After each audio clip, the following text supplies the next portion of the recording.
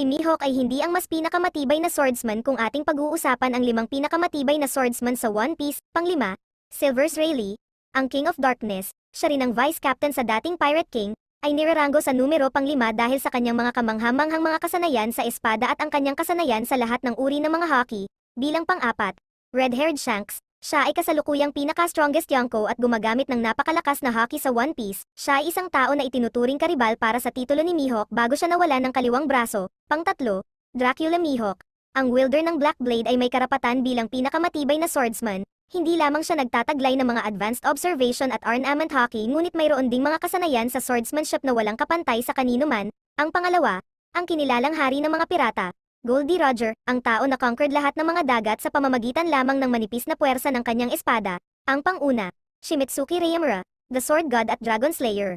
Siya ang pinakamatibay na swordsman na hindi pa lubos pinag-uusapan sa One Piece.